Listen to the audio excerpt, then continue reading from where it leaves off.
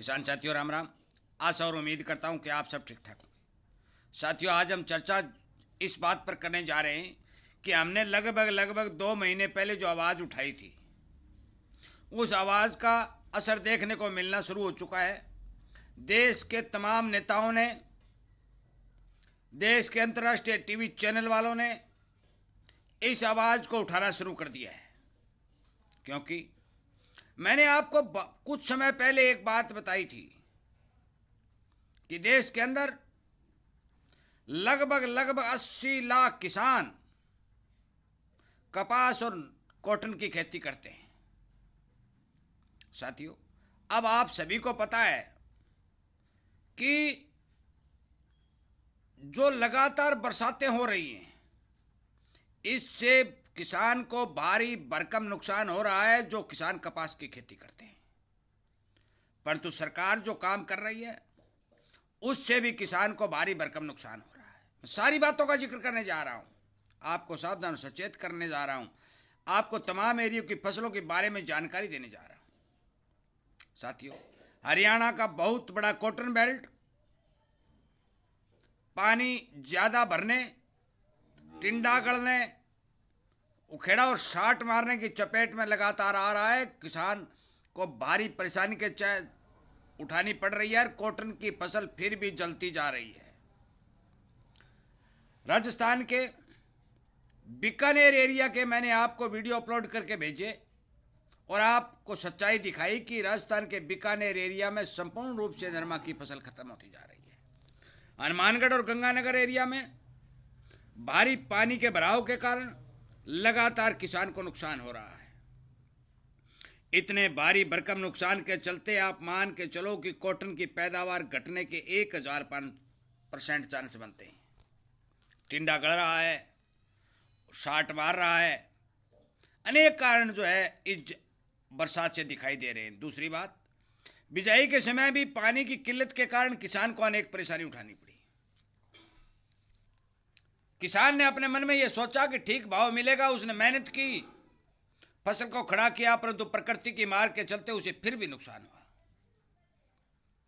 इन सब बातों को मद्देनजर देखते हुए जो उत्पादन का आंकड़ा 2.5 लाख गांठ का भारत के अंदर दिया गया था, वो आंकड़ा छूने की उम्मीद दिखाई नहीं दे रही है।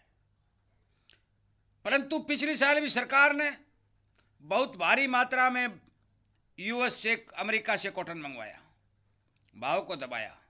परंतु इस साल मैंने आपको पहले खबर दे भी दी थी कि पहले ये ड्यूटी 30 सितंबर तक खत्म करी थी और उसके बाद अब 31 दिसंबर तक इस ड्यूटी को खत्म कर दिया गया है और अब चारों तरफ से आवाज उठने लगी।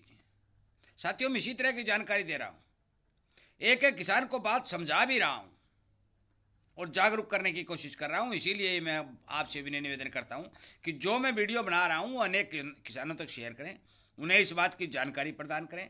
आपको भी इसी तरह की जानकारी मिलती रहे तो आप इस चैनल को सब्सक्राइब करके इसके साथ जुड़ जाइए। साथियों, आज कॉटन के किसानों की हालत बहुत पतली होती जा रही है। जो मुद्दे आज से 15 दिन पहले हमने उठाए थे वो आज अंतर्राष्ट्रीय टीवी चैनलों पर चलने लगे हैं। दिल्ली के पूर्व मुख्यमंत्री श्रीमान केजरीवाल ने सरकार से सवाल पूछ लिया है कि आप ये बताइए कि आप अमेरिका से फ्री ड्यूटी कॉटन क्यों मंगवा रहे हैं। अमेरिका धड़ाधड़ टैरिफ लगा रहा है और भारत सरकार उनसे फ्री ड्यूटी कॉटन मंगवा रही है। इसका साफ और सीधा संकेत है कि आने वाले समय के अंदर जो बिजाई के टाइम नुकसान हुआ, अब जो भारी बरसातों से नुकसान हुआ और अब फ्री ड्यूटी जो सामान भारत के अंदर आ रहा है, तो भाव के मामले में किसान को नुकसान होता हुआ नजर आ रहा है। साथियों, मैं आपसे विनय निवेदन करता हूं, प्रार्थना करता हूं कि आप भी अपनी बात को सरकार तक पहुंचाइए और अमेरिका से आ रहे फ्री ड्यूटी रुई को भारत में लाने का कारण जरूर पूछिए कि आप भारतीय किसान को नुकसान पहुंचाने के लिए जो बाहर से, विदेशों से जो रुई मंगवा रहे हैं, शिलिंग मिल वालों की मांग पूरी कर रहे हैं, इसके बदले विदेश द्वारा जो आपके ऊपर टैरिफ लगाए जा रहे हैं, तो आपकी मंशा क्या है? भारत सरकार का ये बात कहना है कि हमने एक दरवाज़ा बंद किया है तो 10 दरवाजे खोल दिए। साथियों, कपड़ा व्यापारियों से मेरी बात हुई है, उन्होंने अब तक साफ और सीधा कहा है कि अब तक हमारे कहीं भी कोई भी किसी तरह की विदेशों से ऑर्डर बुक नहीं हुए हैं, परंतु हम कोशिश कर रहे हैं कि हमारे विदेशों से ऑर्डर बुक हों और हमें ऐसी स्थिति न देखनी पड़े कि हमें हमारे मुलाजिमों को भी बाहर निकालना पड़े। आज कपड़ा उद्योग संकट में है साथियों, नरमा का किसान संकट में है, और उसी के चलते सरकार से ये प्रश्न बनता है कि आप फ्री ड्यूटी विदेशों से सामान क्यों मंगवा रहे हैं। आज 80 लाख किसानों की नाड़ के ऊपर तलवार लटक रही है। एक बहुत बड़ी संख्या होती है साथियों। कॉटन का किसान बहुत ज्यादा परेशानी से गुजर रहा है। मैं आपको बता दूं, अनेक कारणों जो मैं आपको बता भी चुका हूं, हर वीडियो में सावधान सचेत करने की कोशिश भी करता हूं और ये मांग भी करता हूं कि आप संख्या बल को बढ़ाइए, चैनल को सब्सक्राइब करके इसके साथ जुड़िए और सरकार तक अपनी बात पहुंचाइए कि आप किसान के ऊपर तलवार क्यों चला रहे हो। आज मैं 2-3 टीवी चैनल वालों का धन्यवाद करता हूं कि उन्होंने इसके ऊपर बहस की, अंतर्राष्ट्रीय चैनलों के ऊपर इस समाचार को दिखाया ताकि किसान की सुध लेने वाला कोई खड़ा हो। मैं आपको बता देना चाहता हूं, सोशल मीडिया एक बहुत बड़ी ताकत होती है। सोशल मीडिया के जरिए तो केजरीवाल को दिल्ली का मुख्यमंत्री बनाया गया था। सोशल मीडिया ने ही श्रीमान प्रधानमंत्री जी को प्रधानमंत्री बना दिया। और यदि आप सोशल मीडिया के ऊपर अपनी ताकत बढ़ाओगे तो साथियों, इस तरह के फैसले सरकार लेने में कामयाब नहीं होगी और आपको नुकसान नहीं उठाना पड़ेगा।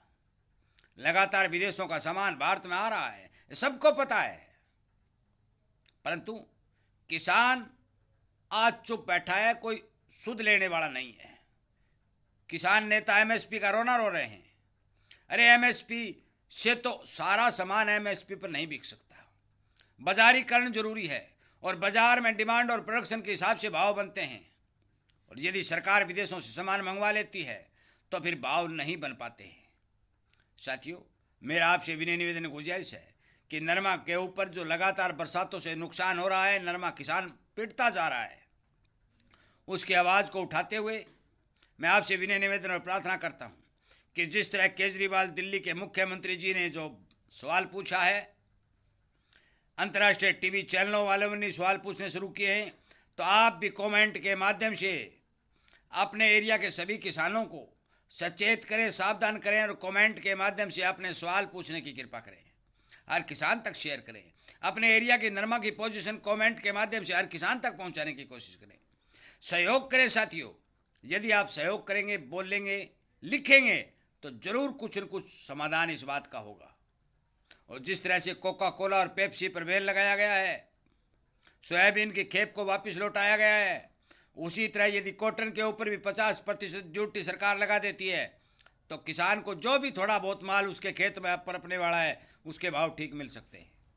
और यदि इसी तरह से दिसंबर 30 तक आयात होती हुई रुई शिलिंग मिलों को मिलती रही तो वो सस्ते भाव की रुई खरीदेंगे, किसान का माल नहीं खरीदेंगे।